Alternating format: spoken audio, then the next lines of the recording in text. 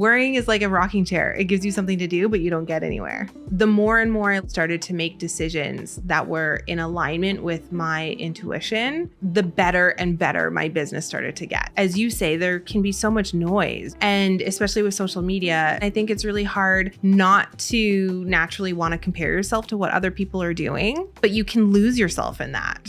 My name is Karin Bohn. I founded the interior design studio House of Bohn. I'm the host of the Netflix show Restaurants on the Edge. I always knew I wanted to have my own business, and I always knew that I wanted to do something creative. I think at the age of 5, I imagined myself going to work with a briefcase. And I do think that we all as humans have like a deep knowing within us. I personally believe in reincarnation, and in our DNA and locked deep into ourselves is like a lot of ancestral wisdom. It gets passed down. Like, how could it not? You can't access it unless you get quiet.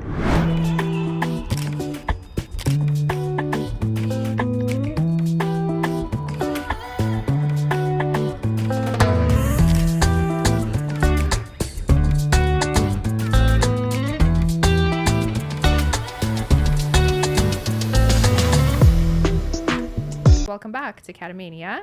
As per usual, if you like this episode and this podcast, but please actually leave a comment and like it and share it with a friend. I have an exciting guest today who will share hopefully her story to her success.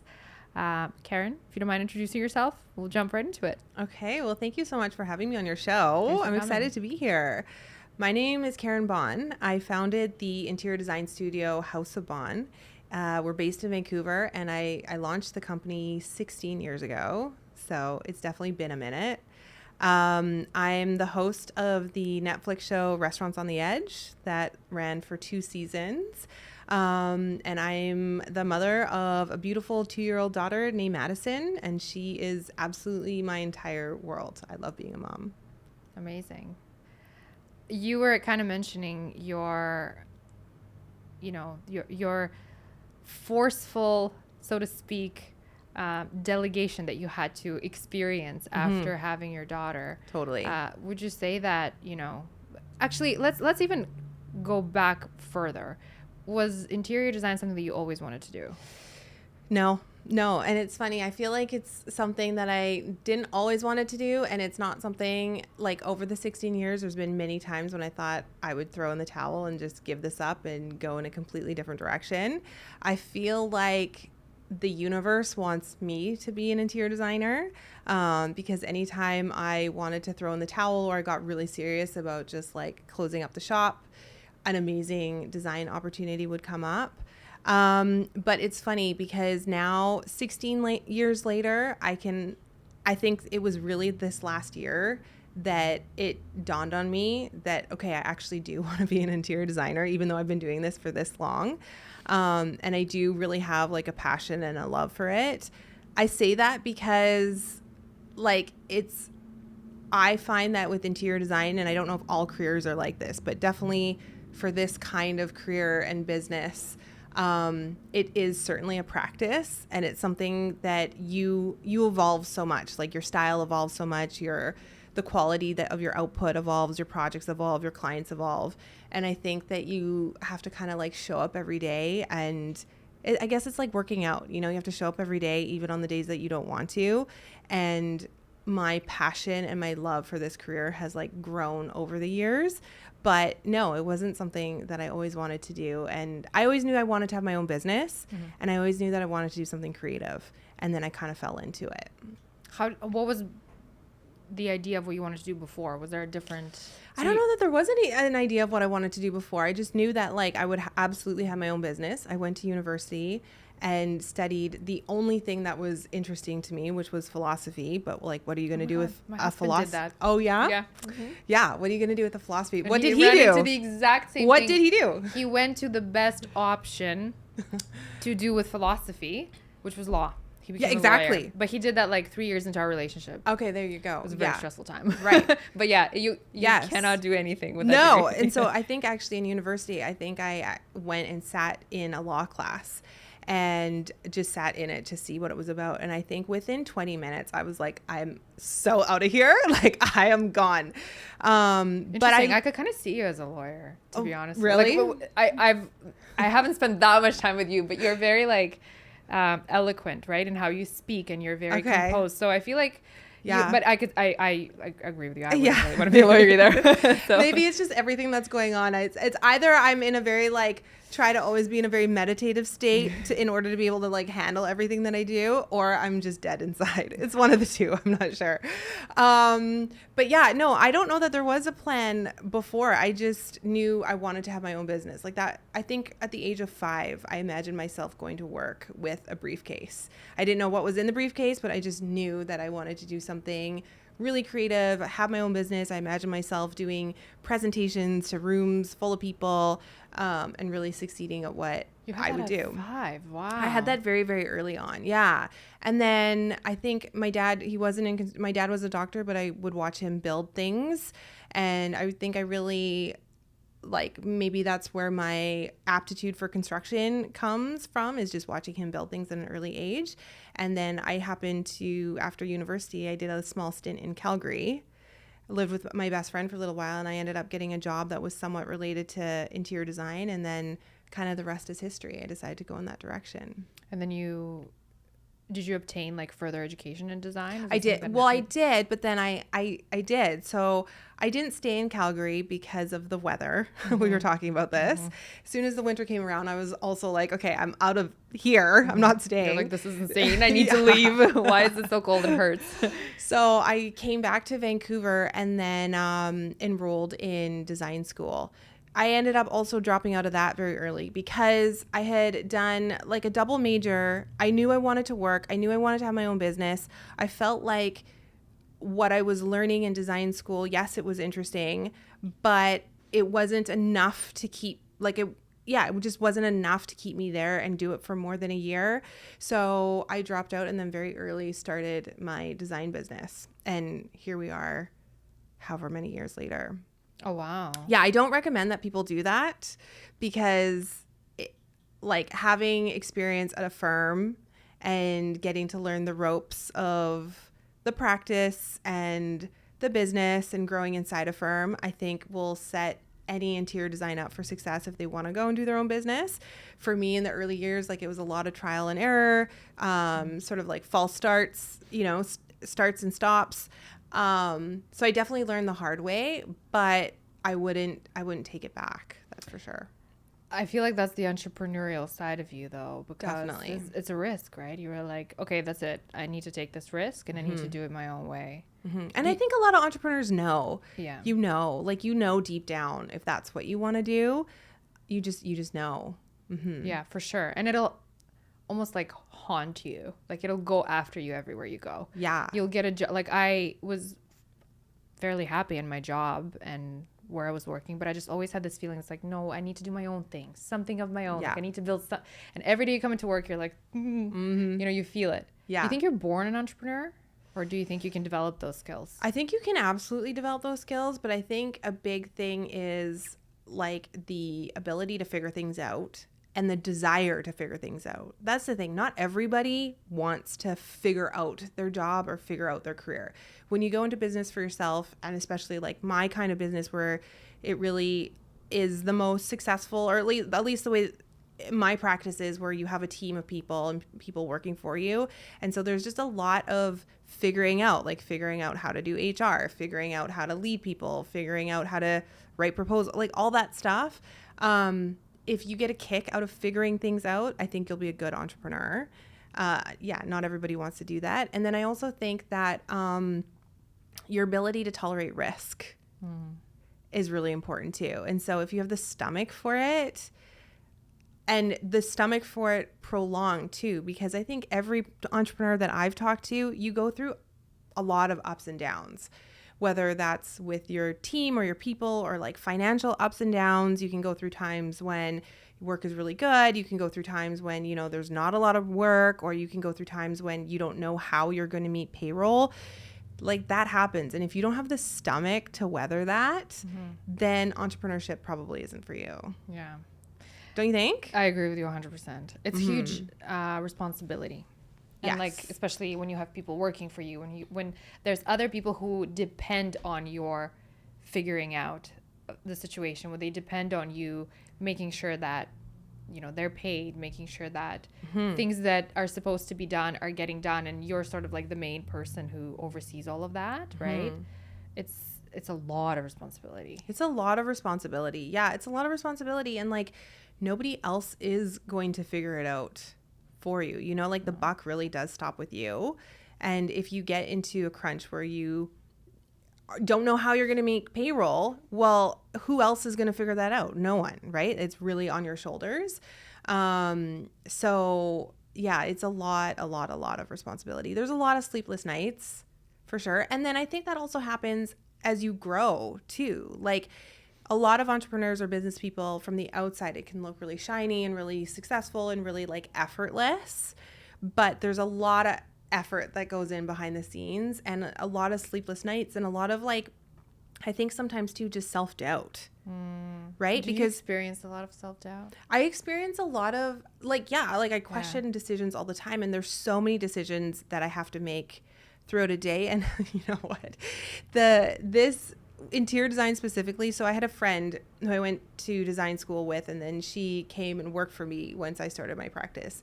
And she decided that she didn't want to be an interior designer because she isn't naturally her personality type. She doesn't like making decisions. You know, she's like the kind of person that if you're with a group of people and everyone wants to go out for dinner, she's like, oh, wherever you guys want to go, like, you know, I'm not going to throw my idea, like wherever you guys want to go. Yeah, she's that kind of person. Yeah. I'm easy.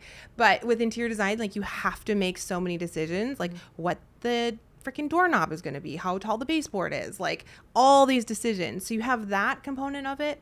Plus you have to make all the decisions that are required as a business owner. So it's kind of like twofold in that respect. So I definitely experience a lot of like decision fatigue. And you question your decisions.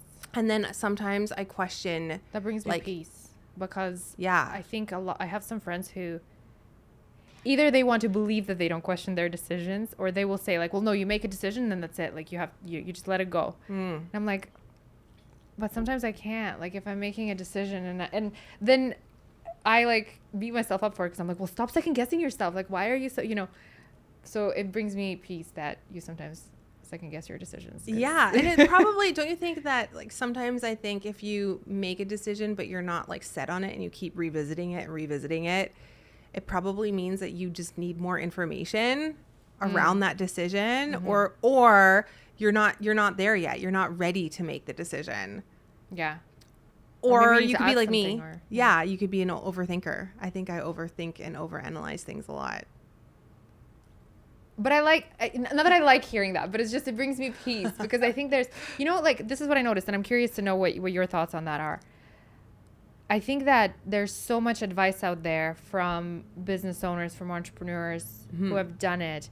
And many times it'll be different from everyone, right? Yeah. And especially for somebody who's just starting, when they try to listen to advice, it's great. Don't get me wrong. Every entrepreneur has, if they've made it in something, they will have great advice. But everyone does it their own way too. Totally. So I feel like for the longest time, like when I quit my corporate, the amount of times that I wanted to go back, just because there was a lot less decisions that I had to make. There was a lot less stress. There was more stability, right?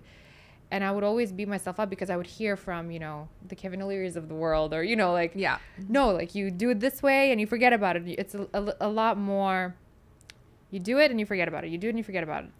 I feel like it's very male. Do you think that's very male? Could be. Yeah. Because I've heard that a lot too. Like the thing is you just have to make a decision. And I believe that as well. Like you need to make a decision and move on. And if you made the right decision, great. If you made the wrong decision, that's okay. You can make another decision down the road. But the fact you can't get stuck in your decisions. And I do believe that. Like you do need to at some point move on. But I think it's also very I think women take a lot more time analyzing things. At least I do. I like to, as I say, slice a cake 12 different ways before I actually make the decision. And usually I arrive at what I know is the best decision for that situation. I think to just like decide and then think later. I don't know. That doesn't work for me. Yeah. Yeah, I agree with you.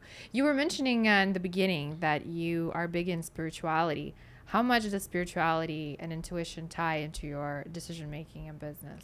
Well, it's huge now, and it always has been. Like, I will say that a lot of my decision making has come from my gut. But in the last, I want to say like 4 years, maybe especially. So I really started to adopt a regular meditation practice. Well, 4 or 5 years ago. And I found that was really transformative in grounding, connecting, being able to really listen to that voice inside. And that sort of put me on I don't want to say like a different path, but it definitely changed the course of the direction that I was going in. And through that meditation practice and sort of slowing down inwardly, I tapped into realizing that there were some things at that time about my business that I really wasn't happy with and that I wanted to change. And the more and more I listened to my intuition and started to make decisions that were in alignment with my intuition, the better and better my business started to get. And the better and better the quality of my life started to get. So today, I feel like that's practice is so important, like being able to take the time to kind of return to yourself. And as you say, there can be so much noise, right? Everybody has their 2 cents. And especially with social media, you just see how people are doing things. And I think it's really hard not to naturally want to compare yourself to what other people are doing, but you can lose yourself in that. So being able to get quiet and listen, and then developing that muscle, your spiritual self, your intuitive self, I think that can actually become a superpower. How do you develop that? Do you train like through meditation? Obviously, that's number one. Meditation is a big one for sure. I mean, I'm really big into psychedelics, so I'm big into microdosing and like plant medicine and stuff like that. But definitely, I think just having a regular practice of even journaling, like journaling, meditation, and just taking the time to be quiet and to listen to your intuition and your soul. And I know for a lot of people, like, do you meditate? You do? I was just talking about that actually with my guest earlier, or this morning with a friend of mine who was here. I find I'm really consistent with meditation until things get really fabulous. And then I'm like, I don't need it anymore. I'm great. Yeah. And then something happens and I'm like, oh my God, I should just like, I need to carry this through, like working out. It's exactly like that muscle, right? Yeah. Because I see benefits of it instantly. Yeah. And I think from like, well, at least my experience, which is so crazy, the way that I've seen stuff manifest in my life since I've started having a regular meditation practice just blows my mind. But I think the regular practice of sitting down and quieting and listening and going inward, it's not like you're going to do it once or twice or do it for a week and then kaboom, you're going to have some like light bulb moment. I mean, maybe you will, but I think the awareness comes through from that consistent practice and the consistent deepening and deepening and deepening the listening. And so what emerges through that takes time. You know, it's not really an overnight thing. For sure. So yeah, I don't know. But now I think it's like so fundamental to the way that I operate. And when you commented earlier about like, yeah, you're so calm. And I get that a lot. People tell me like, you're so calm. You've got such calm energy. And I think it's from meditating because I don't feel that way, but maybe like I exude a calmness from like a regular practice. I mean, my life is a shit show. Maria can attest to that. It's so crazy. It's so crazy. You know that picture here? I have to show this to you because it's so funny. We'll show it to the audience too. It just ties into what we're talking about so well. The cat that's walking away from a fire. Oh, okay. This. Oh, yeah, totally. This is like my favorite. That's awesome. Yeah. Do you just so calm, walking away? No big deal. Things are just exploding behind me, but I'm just gonna meander over here. I'm good. Your stress levels go down when you meditate on For a regular sure. basis. Like I find I'm a lot less. Like I'm pretty like fiery naturally. Yeah. But I find if I meditate on a consistent basis, just my stress levels will be lower. Yeah. Like if something will happen or someone will say something to me, I won't be in this like reactionary state of mind. I'll just be like, okay, you know, and maybe I'll say For something, sure. but it won't be. I won't let that affect me as much. For sure. Whereas if I lose consistency in meditating, I can just feel it can feel a lot more chaotic inside. Like yes. Yeah. You know, actually, another thing that just came to mind that I've experienced through a meditation practice is also, in a weird way, a deeper sense of self-confidence, because we all have that voice, that negative voice, right? Like whatever it is. Oh, you look fat today. Oh, you're, I don't know, whatever. Yeah, whatever Nancy you're wearing. whatever, Negative Nancy. Yeah. Sure. Never. Negative Nancy exists. No offense to you if your name's Nancy, by the way. I heard it somewhere. I didn't make that up. I heard that from Negative somewhere. Nancy. No, I like that. Or, you know, we were talking about Joe Rogan. He calls it the inner bitch. The inner bitch. Ooh, Yeah. that's good too. The inner bitch. Although that almost could be like an empowering thing, like the inner bitch inside you. Oh, yeah. Like the bitch goddess. I don't know. Yeah. Okay, let's leave the inner bitch as like the good one, Okay. and then the negative Nancy. Negative Nancy. Be, yeah. So we all have negative Nancy, right? Like just the self-critic that is criticizing whatever, anything, the way that you look, the way that you said something, the way that you second guessing your decisions, all of that. And I think what I've experienced is that through meditation, because the idea is that you're quieting, right? And so these thoughts pop up and you can kind of start to separate yourself from your thoughts.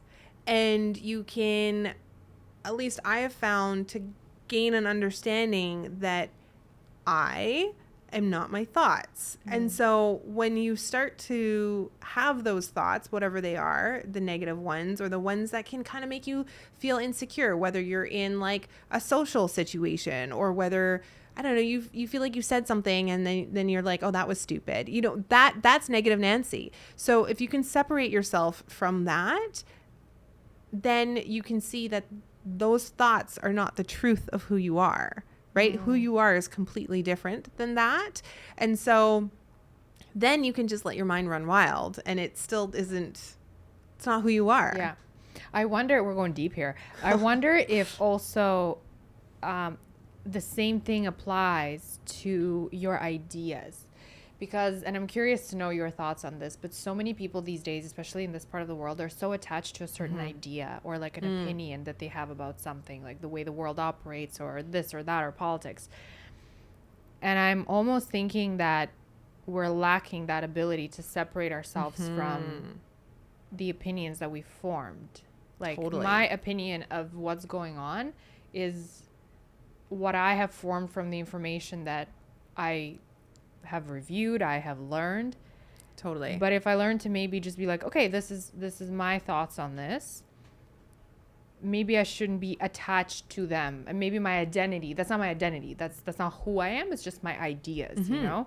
Maybe if we had more of that understanding, we would like actually understand each other more. You know? Oh, for sure. And I think do you follow or read Eckhart Tolle at all? He's the one that wrote Power of Now. Yeah. And he's got a Power of Purpose or something like that. I forget. But so he lives in Vancouver, I think. He lives in Vancouver. I contacted his team, but it was, I think, too short notice and stuff like that. Yeah. Awesome. So he did a talk not that long ago in Vancouver. And I was just like, okay, first of all, this man can just speak on stage for 2 hours and be captivating the entire time. I was like, wow, that is a skill.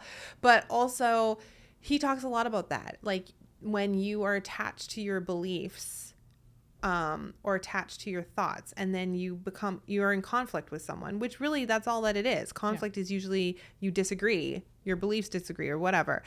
But then now you don't like that person, or like that person's a bitch because your beliefs are different, that's not actually who you are. And so I think that by being able to sort of like elevate our consciousness, that's what he calls it, we can be kinder to each other as human beings. 100%. I think we lack that for sure, because less judgment. Yeah. I Right? think this whole idea of like a healthy debate is a healthy debate. It's like a good thing, right? I think we've put such a stigma around conflict, and like exactly like if somebody, like I have friends with whom I disagree with on so many things, they're still my friends. I still love them. They just have different set of ideas or different way they view things. It doesn't mean that there's something wrong with them. Yeah.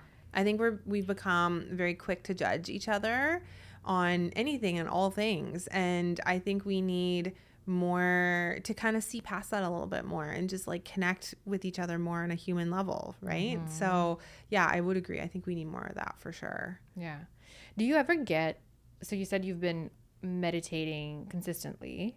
Yeah. And do you have moments in your meditations when you like see certain things or you hear certain things, or you're like, whoa, this is this real? Well, like so the way that I like to meditate is I like to visualize. Like I'm big into visualization. Are you? Like, yeah.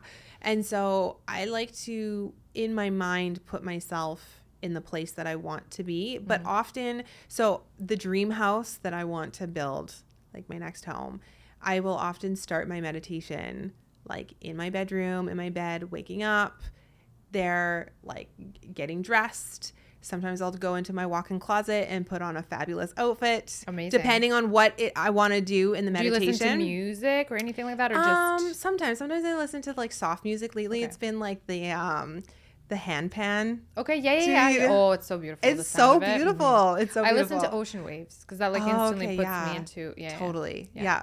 And then I'll sort of like walk into my kitchen, have my coffee, and then walk out into my backyard. And then from there, I will either imagine something I'm going to tackle. Sometimes I'll just sit in the backyard. And this is all mental, but sit in the backyard and allow things to come up, feelings, or sometimes I'll just sit and just listen. So I don't know if that's really answering your question about like, do I see things, or like if I know that I'm going to have, say, like a big meeting, or let's say if I have to have a difficult conversation that day with a team member or something like that, sometimes I'll put myself in a position of like wearing something really soft or like non-confrontational, and I'll kind of put myself into a headspace of that the outcome of that situation being the best that it could possibly be.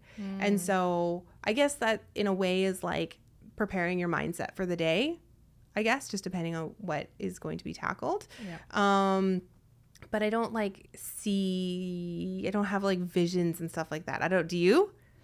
I've had a couple of times. You have? Which was really like amazing, and also, for lack of a better word, trippy. I had to really sit with it, because I was like, what did I just experience? Was that my imagination? But then like, what's the difference? I saw my grandfather come to me once. He passed away in like early 2000s. And then Jesus, this is like going real deep, but yeah, I had like, I was doing this like half-hour long meditation, and my mind completely, it was just like clean, like there was no thoughts, nothing. And then I saw these two hands get extended and basically like asked me to extend my hands and put my hands in his hands. And it was a Jesus figure. Wow. So after that, I really started to look into, because I was raised in from a communist society where religion wasn't even allowed after. I was raised after the collapse, but still there was like huge stigma around religion. Interesting. Like all religion? All religion. Communism is usually a no-go for religion. I didn't know that. What's you're born in Canada? I was born in Canada, but my parents were like, my dad was atheist, didn't believe in God when I was really, really young, and then he got sick with cancer, and then his like he sort of opened up spiritually. And then my mom never really had like a religious or spiritual practice at all. So I wasn't raised with anything. Like it really wasn't necessarily like a topic at home. Yeah. My mom was is it agnostic? Like she wasn't sure for most of her life. Now she's a lot more.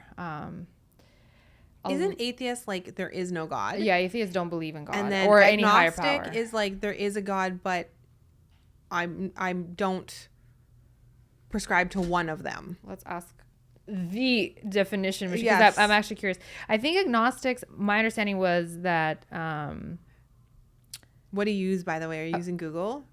yeah. Oh, Should I not? do you ever use ChatGPT? Do you use ChatGPT? It's the best. I've tried a couple of times. Oh but my God, this is like a total ChatGPT question. I asked ChatGPT once to help me write. Okay, let's see what Google says. Here, I'll ChatGPT this. You Sure, Google let's do this. Hello and welcome to.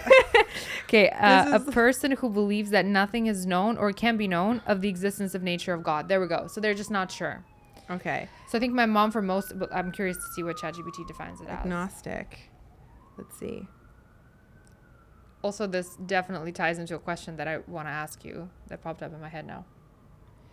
It seems that you've mentioned agnostic. Are you referring to agnosticism as a philosophical position, perhaps in the context of religion belief systems? Oh, yes. It needed more clarification.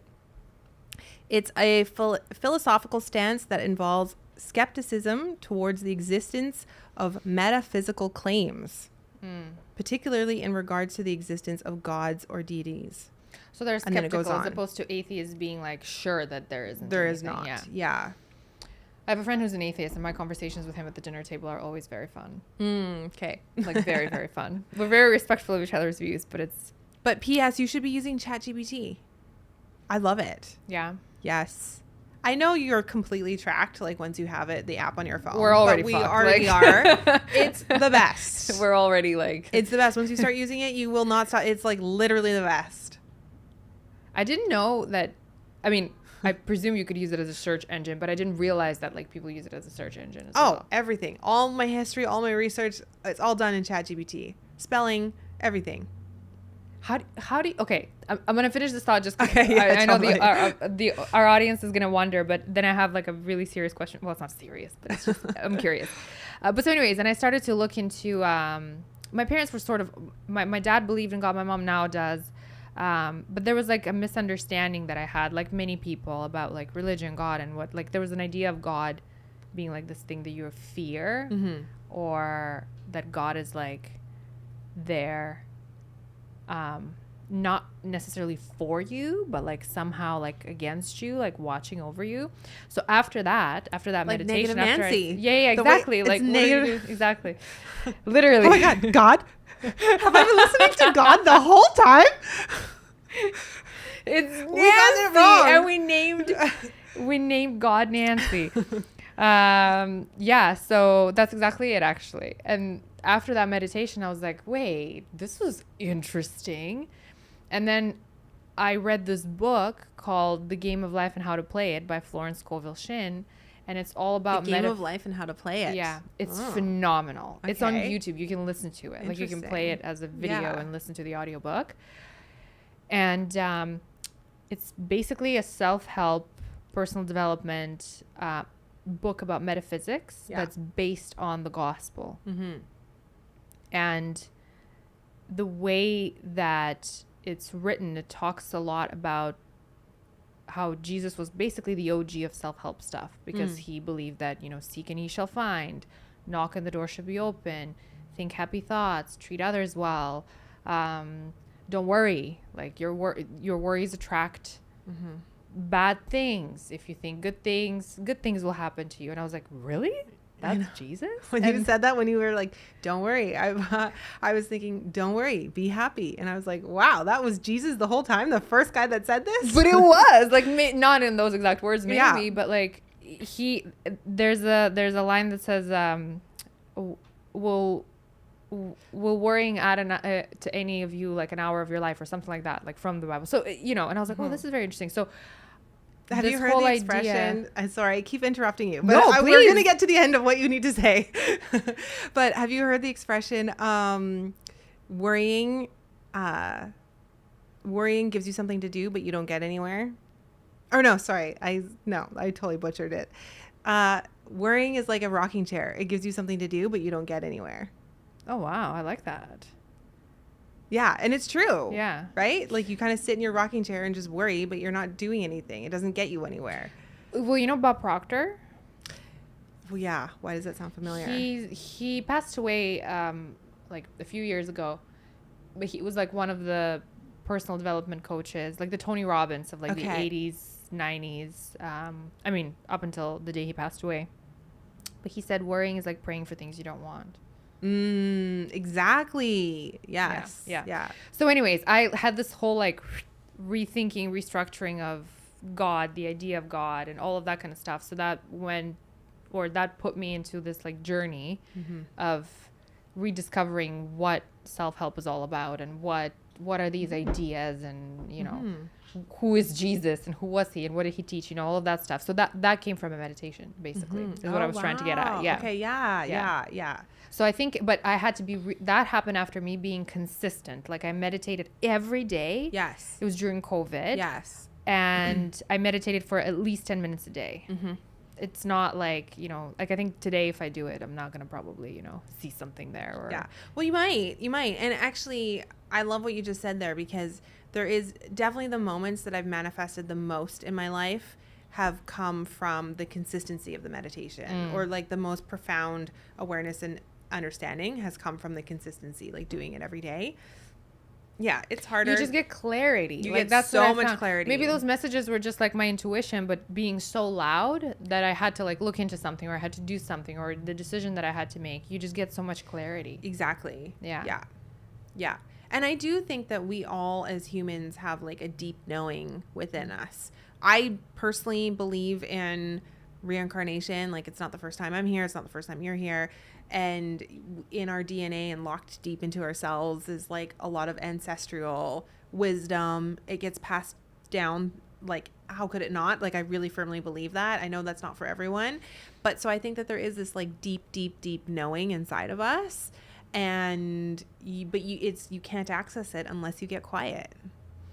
100%. You know, when you said that, the whole like DNA, I have to tell you this because this is so funny. I mean, it's not actually funny at all, but like it is kind of in the end funny, considering what I do for a living now.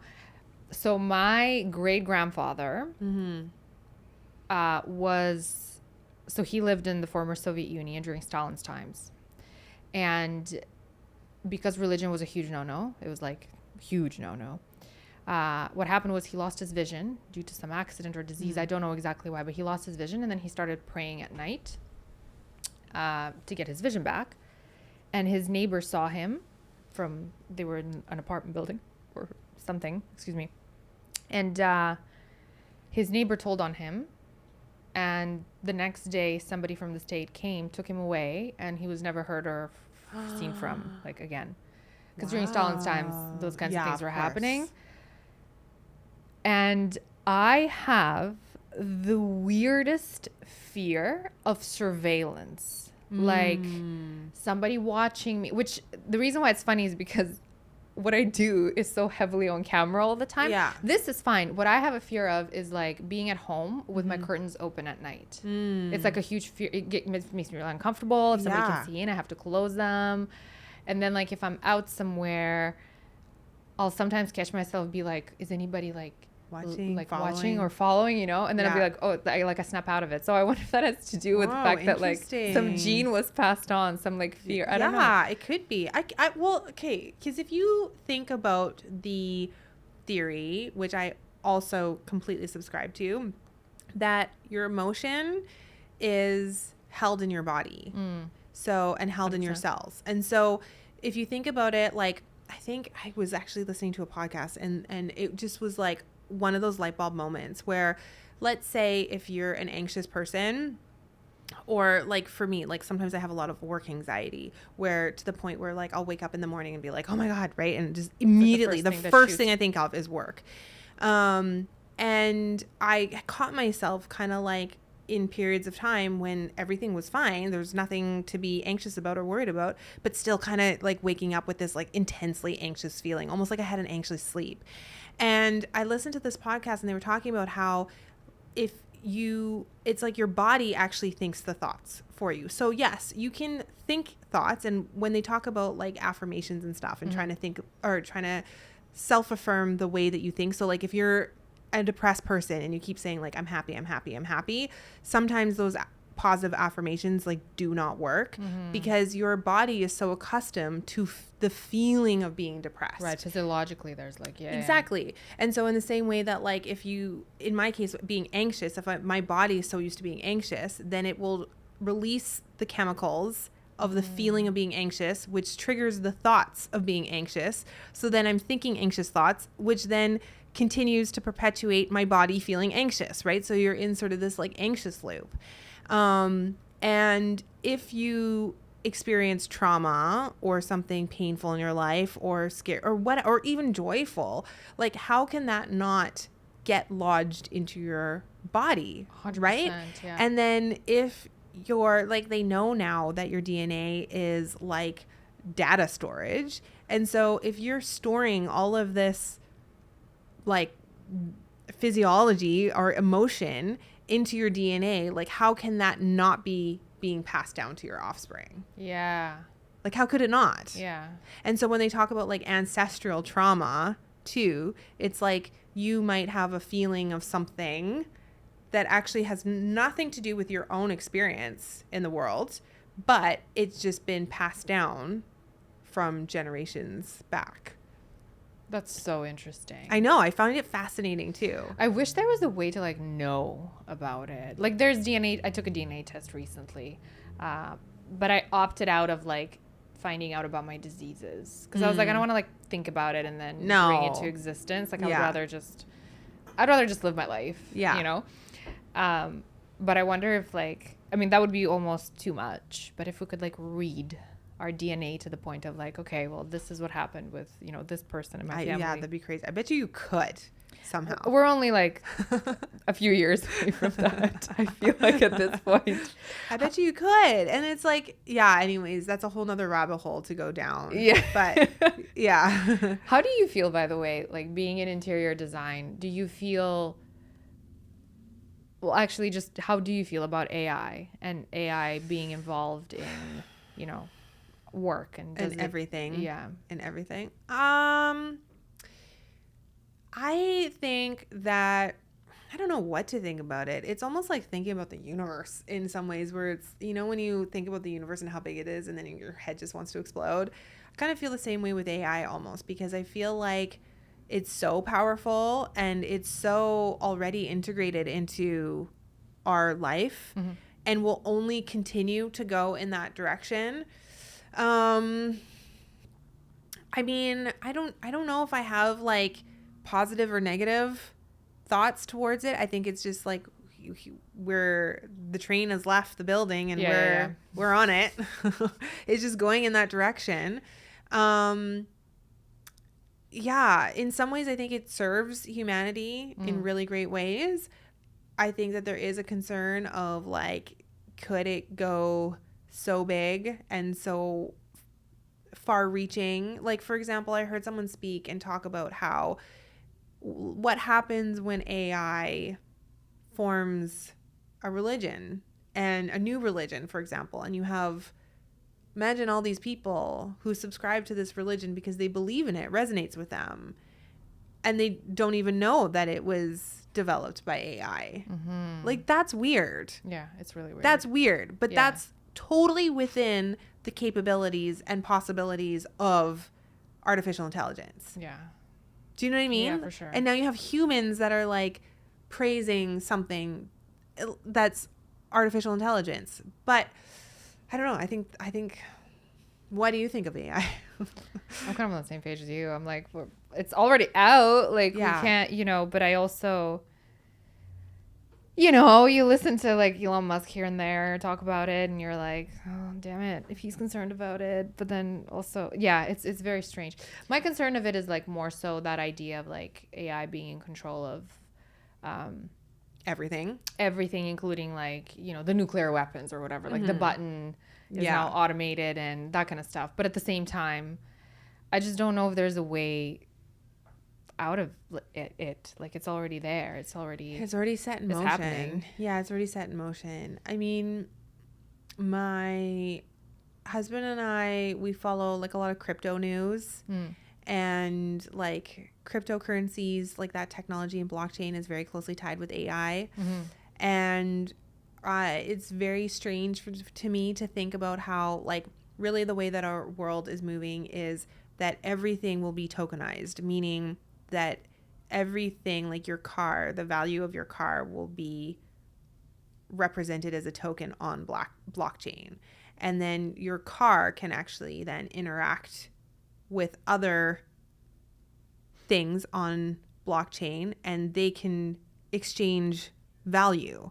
So the entire financial system is moving in that direction. And it's weird for me to think that an entire system will move over to the point where like we no longer count our money like in our cash. The digital, everything digitalized. Everything is going to be digitized. Everything is going to be digitized. So that is very strange to me. Like I can't entirely wrap my head around that concept because then we really are going to be like humans in the material world, but everything is going to be digitized. Yeah. And automated. And not just digitized, but automated. You can have yes.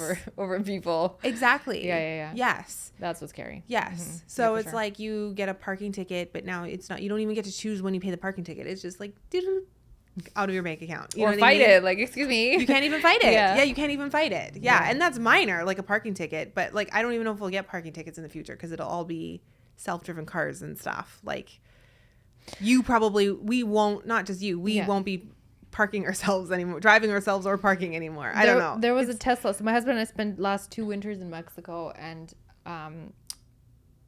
we were living in this community.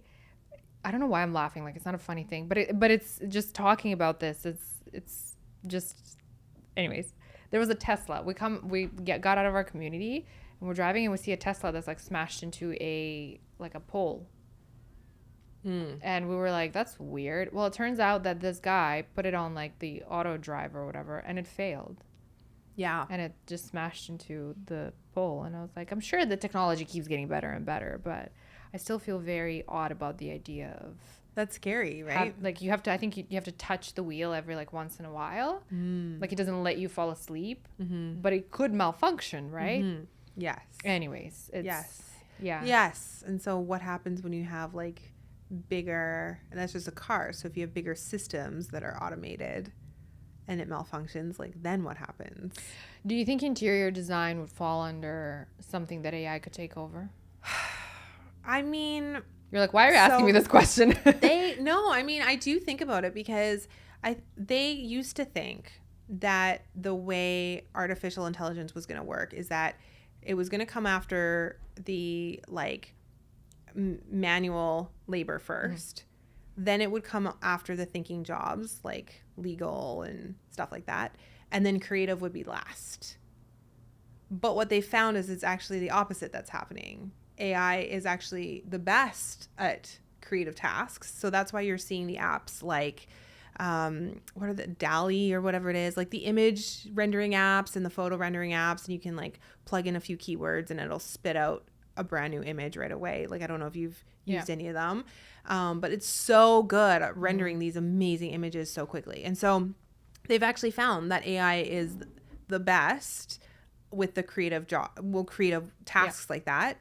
And then secondary to that, it's great at the thinking stuff. Like legal, it can obviously read pages and pages so quickly, and it hasn't being maximized and utilized the most for the like manual labor stuff yet. So I think that that's interesting. I mean, right now there's still so much human to human contact. Like if someone wanted their house designed, it's so personal. Like nobody's 100%. going to artificial intelligence to have that done yet.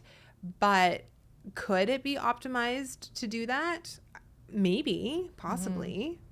I feel like that human connection piece is, I don't know, to me it's crucial. Like you want to form that relationship with whether it's your realtor, interior designer, but the person who's like getting, it's like an intimate thing, right? And I mean, you can speak to that a lot more, but to have somebody design a perfect space for you. Totally. That like you gotta have like somebody you really vibe with, and Yes. somebody who, not just their style, but like somebody who understands exactly what you want, exactly what you need, somebody you can talk to, you know, because it's, again, correct me if I'm wrong. You're the pro here, but it's not just about furniture and how you hang this and how you hang that, but it's like creating that atmosphere. It's reading someone. Yeah, it's funny actually. So going back to ChatGPT, I asked ChatGPT, what are the limitations of artificial intelligence? I know, good question, right? Wow. Great question. And it gave me like 5 amazing points where I was like, right, that makes sense. One of them, I won't remember all 5 of them, but one of them is that AI is not social. It's not inherently social. So it doesn't need social interaction the way that humans do. And I was like, yeah, okay, that makes sense. The other thing is it's not intuitive. Oh, yeah. It's not intuitive. And then there was also some like limitations around its learning and stuff like that too. So with interior design, it is a very one-to-one practice. So like if I'm designing your house, I need to sit with you. I need to meet with you. I need to get to know you. I need to get to know what you want in your house, how you plan to use it, what you like, what you don't like. And then it's also very nuanced. Like part of what I do is just sort of like read you too, read your response, read how you react to certain things. And that's how I will know what to pitch to you. You know, like if you told me what your dream kitchen looks like, I'm going to go like, okay, cool. This is your dream kitchen.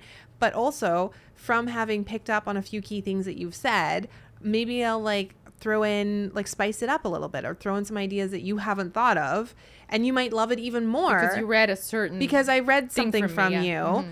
And I don't think artificial intelligence can do that. Like it's not going to get a vibe right from you, right? It's going to calculate whether your eyes were twitching in a certain way or whether you smiled or all that stuff, but it's not going to get a vibe. It's not going to be able to read you. So I think that will forever be a limitation of AI. Yeah, 100%. Mm-hmm. Are you an extrovert or an introvert? I'm an introvert. Yeah. Are you? What are you? Definitely an extrovert. You're an extrovert? I get really depressed if without I don't people? without people. It's intense. Like we've been in Kelowna, we've been in a pretty like isolated area. Yeah.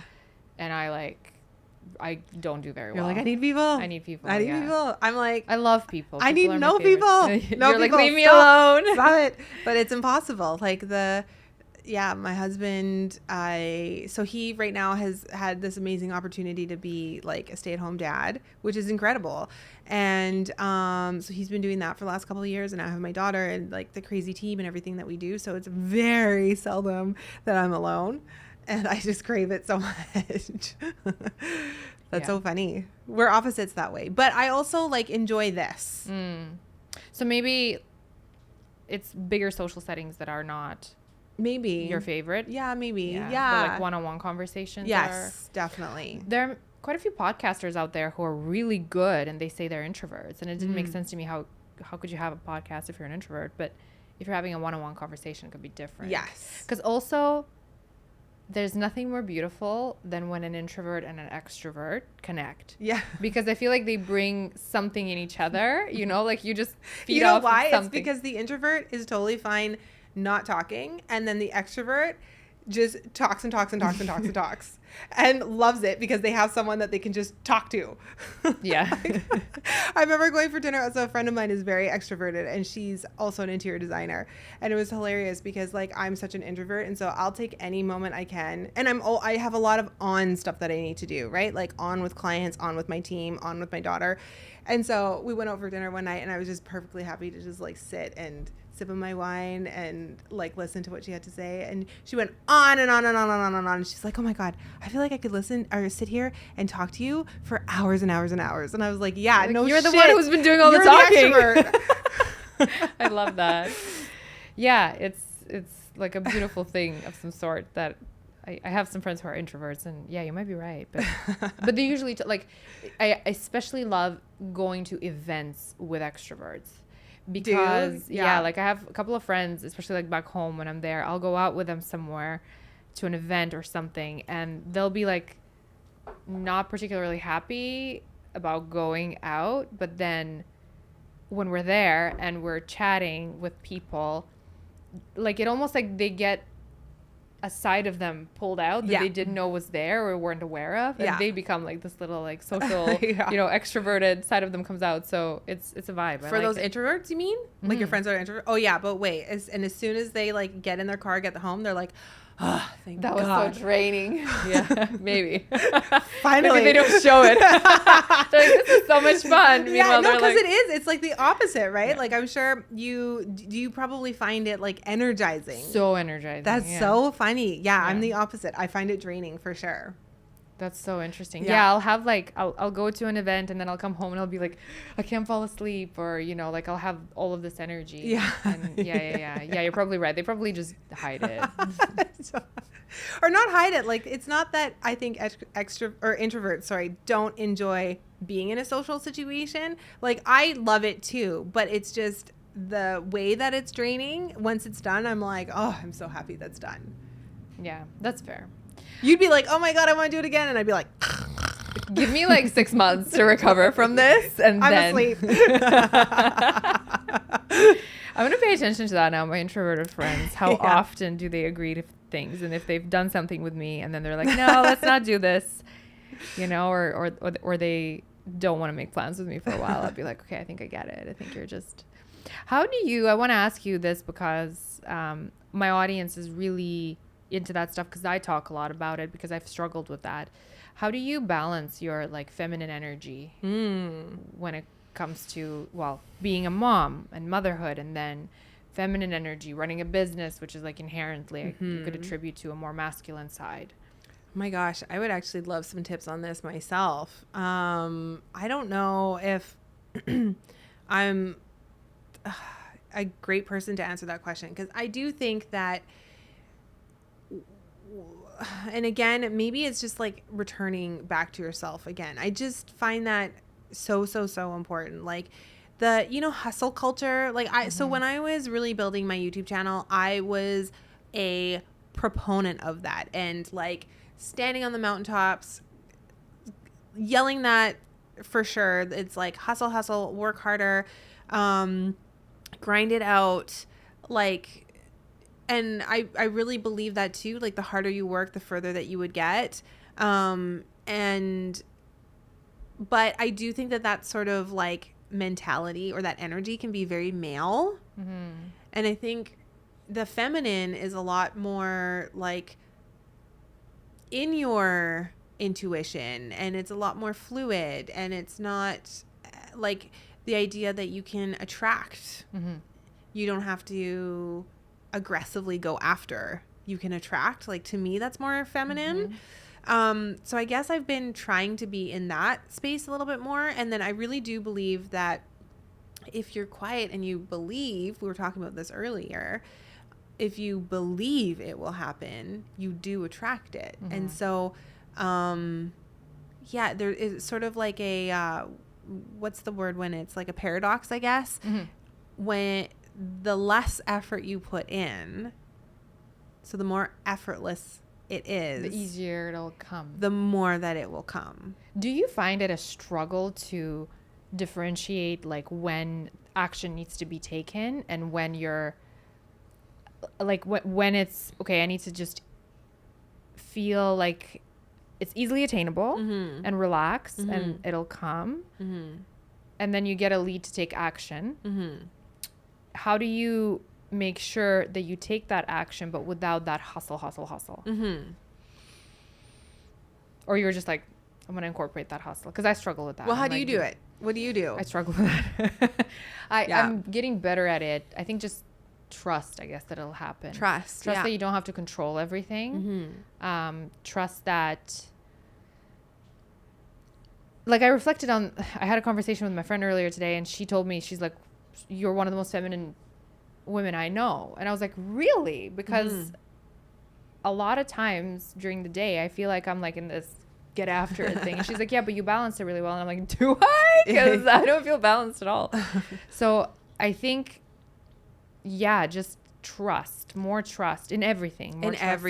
Trust in everything. And like, look, you have to put in the work and do the work to get there. Of course you do, right? Like, nothing's going to come to you because you were sitting on the couch. Yeah. But there is an element of like, if you do the work and you believe that it will happen for you, I do think that it will happen for you. I don't know, the way that it shows up for me a lot in my practice in my studio is like there's always ebbs and flows, right? So there's times when, and I mean, I've grown my practice now to like the projects that we take on are relatively large, and they will usually last somewhere between like a two to could be even upwards of like 4 or 5 years. So they're big projects.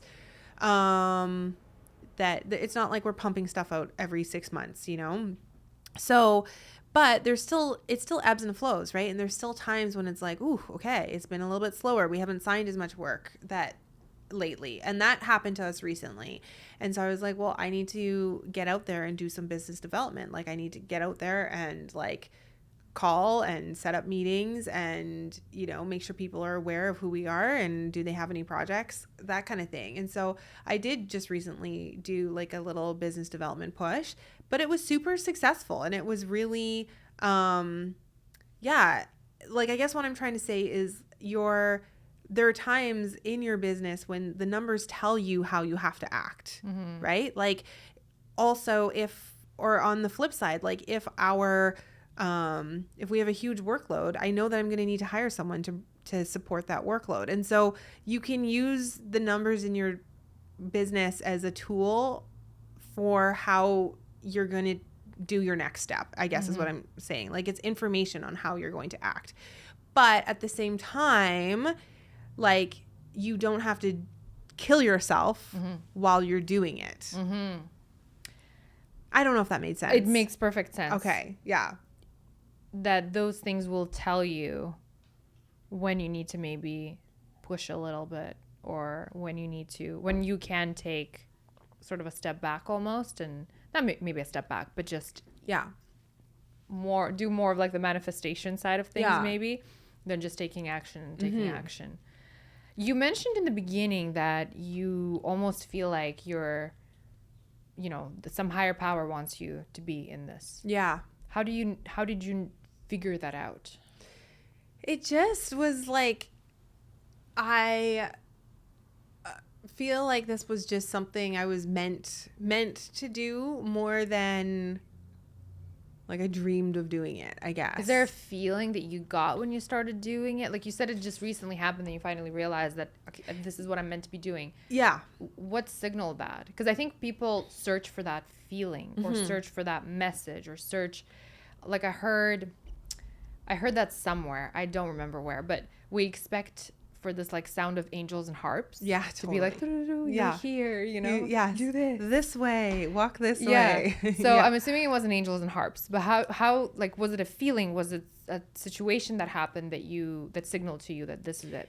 Well, I think that it really came from a period of slowing down, to be totally honest. Like at one point I was just doing too many things. I had too many projects, and I don't mean like interior design projects, but it was like I had the Netflix show, I had the YouTube channel, I had was looking at product. I was just doing too many things, and it resulted in a lot of like creative burnout, but also a decrease in the quality that I was able to deliver. Because as we all know, when you put all of your eggs into one basket, or when you put all of your energy into one thing and you focus is huge, I think, you will be infinitely more successful at that one thing than you will be if you try to spread yourself across 10 different things, right? You will only push the needle so far on those 10 different things.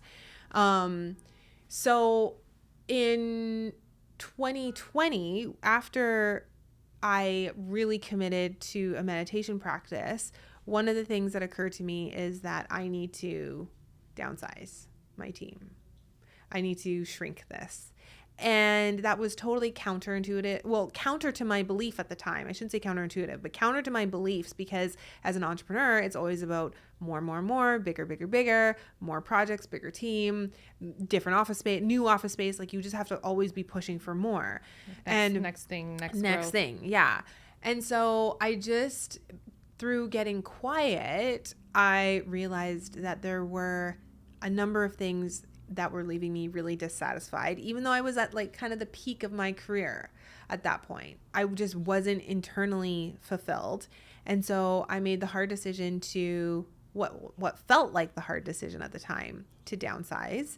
In retrospect, it was the best business decision I have ever made in 16 years, and started a process of just really focusing. Even as of late, I've taken a huge break on social media. Like, I was super, super active, committed to like one YouTube video a week, you know, lots of Instagram content, just always active. And through really slowing down and being okay with not being active, and oh my God, it was a process, because when you are also a content creator, your identity is also in that, right? And you are constantly sort of like validated because you're creating content. And then if you don't do it for a little while, there's like that fear that you're gonna like be lost in the algorithm now. Well, and not to mention, exactly, algorithm rewards you the more you're on it. And then if that's a source of income for you, then it's like, well, damn, like, do I sacrifice the source of income just to take a like mental break for a few days? Yes, you know? Exactly. It's that whole thing is like such a trip. But in that process of like really pulling back and slowing down in so many different ways, I think I was able to just really, really connect to what I love doing. And my practice became so much more like, I want to say the quality of our work got better. Like, the creativity was stronger. My team is in a way different place. Like, my team today compared to what it was 5 years ago, it's like night and day. It's crazy. Like, 5 years ago, the Netflix show launched and it was like chaos in my company. And I say that genuinely because there were days when it literally felt like it was just chaos. There was so much going on, shit hitting the fan. A client wasn't happy. Like, you're just always, yeah. Whereas now there's just like a really calm, like beautiful rhythm to the way that everybody is working. It just feels like we're way more in flow. Our clients are so happy with us. And it just feels a lot more like rewarding. And for myself, the work actually has become so much more fulfilling. So that's why I say, even though I've been doing this for 16 years, it really was just in this last year that I was like, okay, God, universe, whatever, I will be an interior designer. Well, I surrender. It's almost like also you've had to overcome some like issues, right? And some big decisions that you had to make that you were able to get through. So I wonder if also like that thing of I went through all of that and came out even better, feeling better about it. Yeah, this is like my thing. You know what I mean? Maybe that also, because I think sometimes when you're not meant to do something, just everything is just nothing works. Falling. Yeah. Nothing works. Yeah. And I do think it's like a beautiful thing in someone's business when you go after the things that you want, you check all those boxes, and then you get an opportunity to reconsider what it is that you're doing. I actually think that that's like a beautiful thing in the trajectory of someone's like entrepreneurial journey, because if you do restructure and rebuild it, you're going to rebuild it way better than you did the first time. Yeah. That makes perfect sense. How does becoming a mother affected you from the perspective of courage? The reason why I'm asking is because I keep hearing from women who have become mothers. Yeah.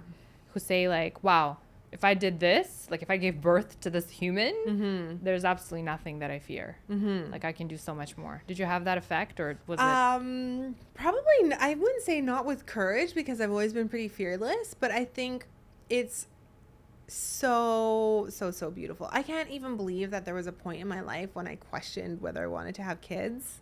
Oh, interesting. Okay, tell me more. Yeah. Okay. Like, I just didn't know if it would happen. I didn't know if I cared that it would happen. Like, I wasn't sure that I even wanted to have kids. Like, I always saw myself as kind of like a career girl. I married a pilot for a reason. Like, I love to travel. You married a pilot? Yeah. Oh my God. My father and my brother are both pilots. Oh, really? My dad's retired now, but yeah. So, like, I don't know. I wasn't sure that was necessarily what I wanted. But when I had my daughter, like, everything that people say is so true. The love does not compare to anything else. And your connection, like just your human connection, it's so beautiful. It's so intimate. Like, and it's so special. We just got her a little toddler bed, which, if there's any moms that are listening to this, you will understand the trials and tribulations of trying to get your toddler to sleep we have to like transition her back to a crib, but that's a whole nother thing. Anyways, and I was like snuggling her in bed one night, and she was like, she grabbed my face and put it right up to hers, and our like noses and foreheads were touching, and she was like rubbing on my face, and it was like pitch dark in her room, but it was just like so special and like so intimate, and like the way that they interact and love you, and are you getting teary-eyed? Not yet, okay, but maybe. I'm just picturing those little hands. Yeah. Are you? Actually, I kind of was there for a second. You were taken back to the moment. No, but it's like so beautiful, and that relationship is so beautiful and so meaningful. And I think like once you have that, as the cliche goes, but it's so true, everything just really becomes secondary to that. And then it's almost like everything that you do actually just becomes in service to that. Like this is now the reason why I do this, right? Is for her more than it is for me. So yeah, it's a really beautiful thing. I think becoming a mother has really like deepened my joy and my just love for life. Like I just feel so much more whole being a mom. Yeah, if that makes sense. Of course. Do you want to be a mom? I think, are you a mom? No, I'm not. I'm not. And I'm not going to be one of those people who says I'm a cat mom, but I am a cat mom. I heard that your problems, like all the problems that you thought were problems, they kind of become smaller because there was a comedy show I went to once, and this comedian was talking about it, and I thought it was so funny. But he's like, after becoming a parent, I really hate talking to my friends who don't have kids. Yeah. Because their problems are so non-existent, and they don't even see it. So it was so funny, but he has 2 kids, and he was talking to one of his friends who doesn't have kids, and he was like bitching about how he ordered an Uber, and the Uber driver like didn't arrive on time, and then he was late, and he's like, listen, yesterday at breakfast, one of my family members pooped himself at breakfast. Yeah. The guy was like, what? And he's like, that was my morning yesterday. That was my morning. Yes. So it's like even those little moments where you're like, your problems are literally not even problems. Like, don't worry about it, you know? Yeah, totally. Little things like that, I think, for sure it puts into perspective. I hear that from a lot of my friends who have kids. So, yeah. Yeah, it is really just a beautiful thing. And I think, too, like, watching someone being part of like their evolution from a baby to like, it just is so mind-blowing, and just so it's wild, the human development. And like even at 2, I'm like, wow, you're just so tuned in and aware, and some of the things that she says, I'm like, my gosh, it's just like, it's mind-blowing. And you said that becoming a mother and then continuing to operate your business, it forced you to delegate more, to take a few steps. Like I can do less. So when we were talking before, it's like, I used to work in the evenings, no problem, weekends, no problem. My husband is a pilot, so like he'd be away, but you just don't have that kind of time, and so you're kind of forced to delegate more. And it's something that I still have to like wrap my head around, because I always think I can do more than I can. But like even writing emails and stuff like that, I've just completely given up. Like if I leave the office, I'm not looking at my email again. I'm not going to write an email, because it's just not possible. I'm going to be dedicated to a little human that needs me, and I'm not going to be back online until tomorrow morning. And so I've just had to like train myself in different ways to kind of like work differently. But they also say like being a mom is a superpower too when it comes to work, because you focus your time more because you know you have less of it. Yeah, so you're maybe more efficient. You're way more efficient. Yeah. You don't let meetings like run on super long. Like you have to get out the door at a certain time, so you can be just really. It brings clarity to your work life. Yeah, I like that. Yeah, well, Karin, we're at our time, unfortunately, but this was really lovely. Yeah, it was really lovely coming on my show. It was such a pleasure to have you on. It was such a pleasure. I feel like it went by really fast. Really fast. Next time I'm back. Okay. Just come on again. We'll keep on talking. We'll dive into more spirituality and psychedelics. I want to dive into that as well. Okay, cool. So, thank you for coming on, and thank you to our wonderful listeners for tuning in. I will see you next week.